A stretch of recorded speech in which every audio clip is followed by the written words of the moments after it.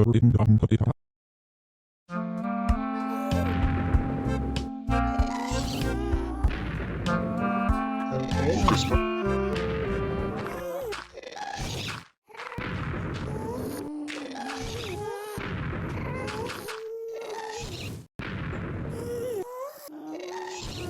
really hope this guy doesn't bore a tunnel into me.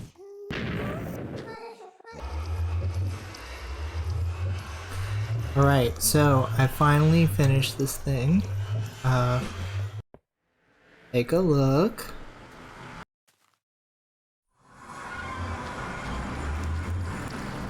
Here's my little storage area. And this is the pathway going to the rail.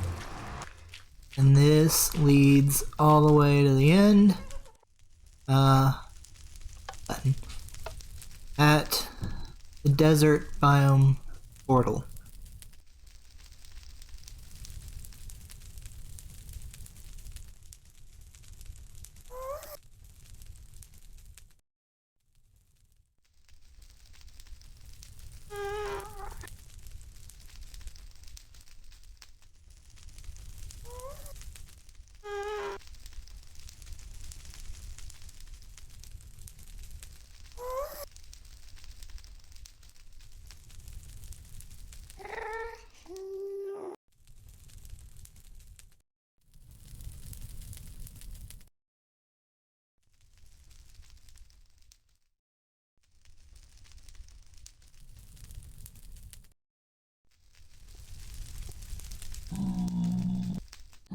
And we're here. I rode through the desert on a horse with no name. It felt good to get out of the rain. 'Cause in the desert, you can't remember your name. Wait, you can't remember your name. For there ain't nobody for to give you no pain. Da da da da. Welcome to the desert. As you can see, because there's, you know, only sand everywhere, the only places in range for passive mobs to spawn are in these little patches of grass, which are just kind of here for some reason. So the idea is we eliminate all these patches of grass, and we make our own patches of grass. And those patches of grass have like trapdoors that trick the mobs into thinking, oh, there's a block here. And the trapdoor is really down. They fall into kind of like a trap. And then, well, that's the easy part. The next part is figuring out what to do with them. Because it's going to be pigs and cows and sheep. So I guess what I want to do is kind of like separate them and just, you know, it'd be nice to have like a little conveyor belt kind of thing where one just came by and there was like a timer, and then, you know, the timer goes off and they get shuttled on out and probably burned up in a fire. But, you know, we're not gonna, you know, get overly concerned with the ethics of things. Since when does that ever stop progress? But seriously, I would like to, in principle, avoid just killing all the mobs. The only problem is that if they persist, like they don't despawn somehow or get taken out of the mob cap. If they don't get taken out of the mob cap,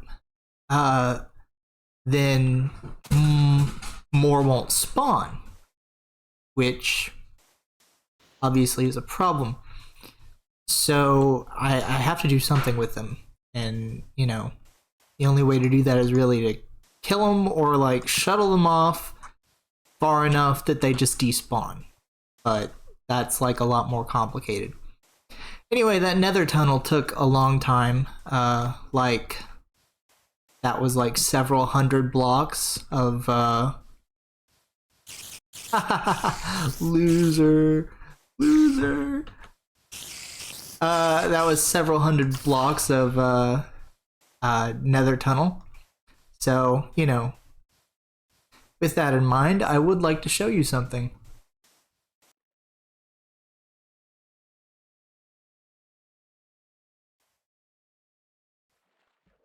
There we go, that's better. I just had to mess with the settings in OBS. I've never actually messed with the gamma in OBS before, so it's interesting. Anyway, I'm still, you know, within sight of the desert, right? So you may be wondering, why are these things so close? And that's because I went all the way out to the desert after building that tunnel, and then I realized, hey, couldn't I just do this with an ocean instead of a desert? Because, I mean, it's the same principle, right? And then I was looking around for a large body of water that was maybe closer, you know, and I found that desert right over there, which completely made those hours of work on the nether tunnel pointless.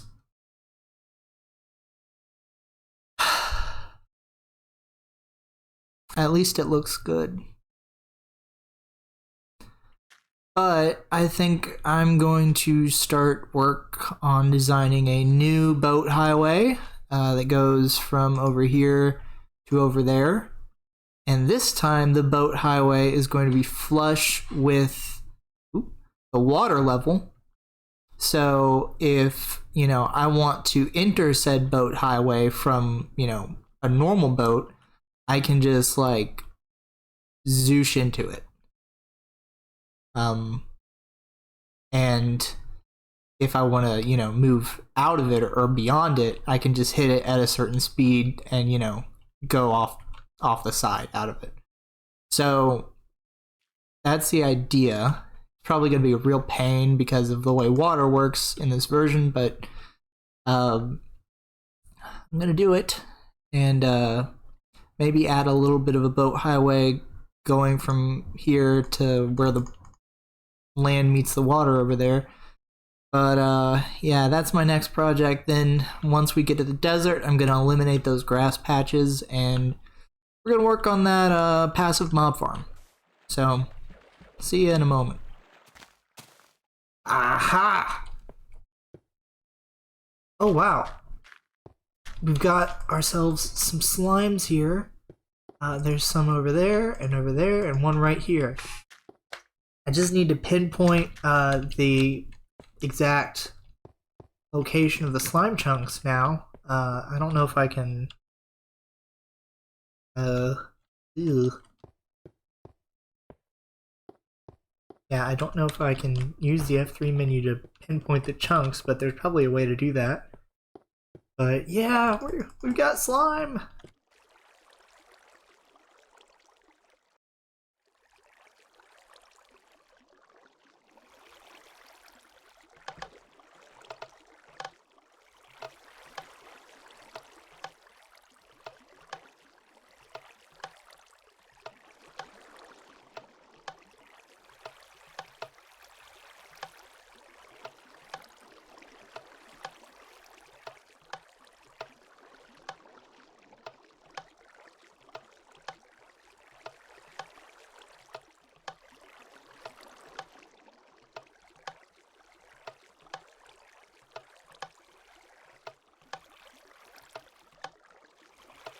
Cool.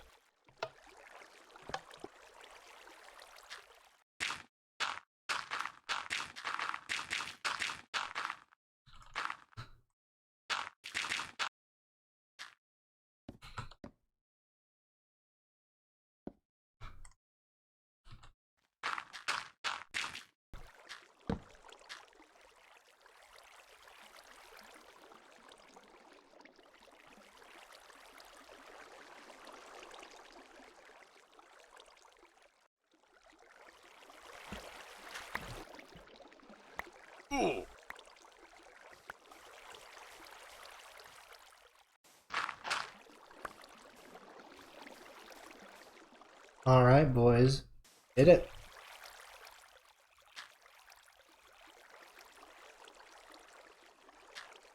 Now, the question is, what do we use it for?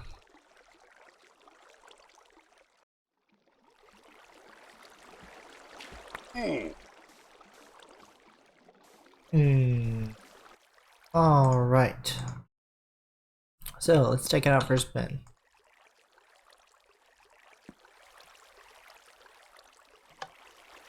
Oh, hold on. Well, this is a bad idea. If this boat breaks, I don't have any wood. Okay. And there we go.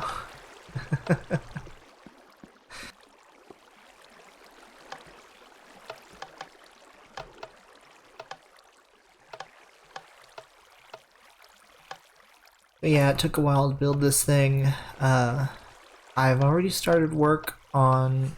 See where that little torch is there?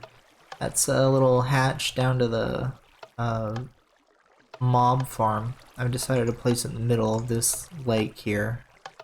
And just light up any residual terrain. Meanwhile, here in the desert is going to be our... Excuse me? Our, passive mob farm.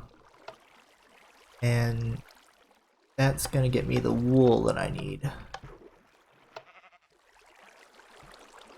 And there we go. Yeah.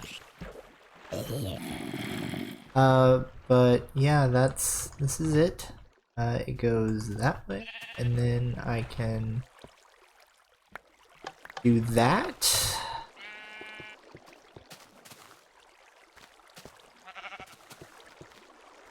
Let's try that.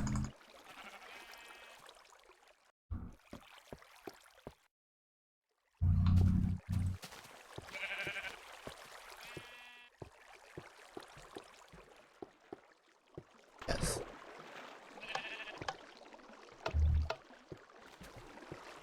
Run away, boat.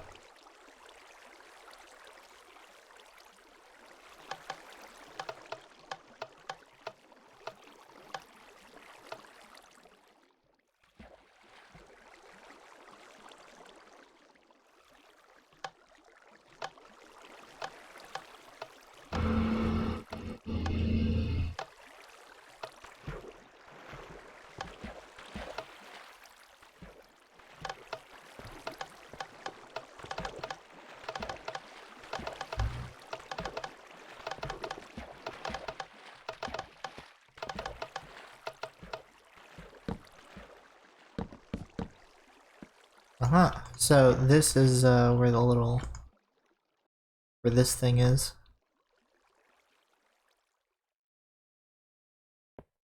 And I'm kind of mining in a pattern for where the spawning pads are gonna be.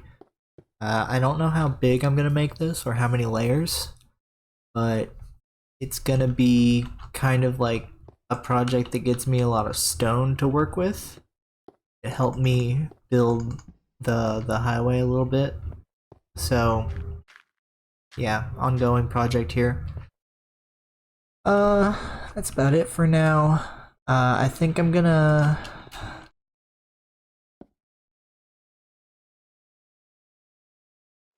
I think next we're gonna experiment with some passive mob farm stuff, because I don't actually need the like hostile mob farm yet.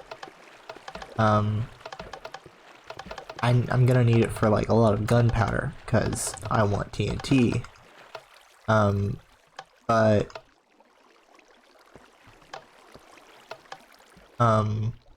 yeah. That is for yet a future time. I don't know what I'm going to use the TNT for other than a TNT cannon. But, you know, TNT is always useful. So, I'll catch you in a moment. we're gonna do some testing with passive mob farm and like how I want it to be set up. Because I kind of want like a conveyor belt where I can just kind of, you know, choose to veto a mob if I want and send it on its merry way. But yeah, also I need to find something to do with the glitch I found. So I found out that if you're in the boat and it breaks and it's at a low enough point, you get placed inside of the block below. It seems like the collision for other blocks still takes effect, so you can only move within the space of that block.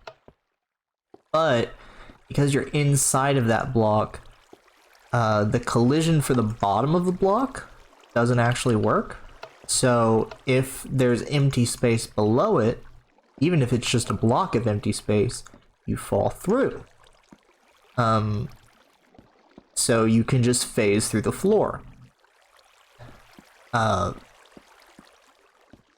can get this effect pretty reliably by having some water streams just go into a corner and maybe have like a cactus or something and corner the boat, and it'll break and you'll fall through.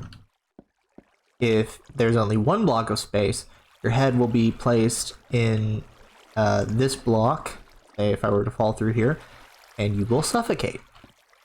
So yeah. So far, that's dangerous, yes. Helpful in any way, no.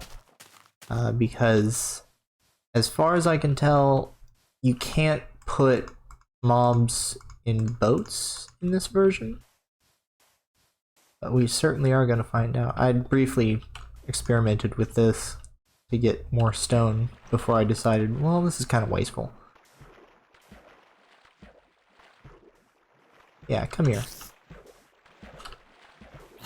Yeah, see?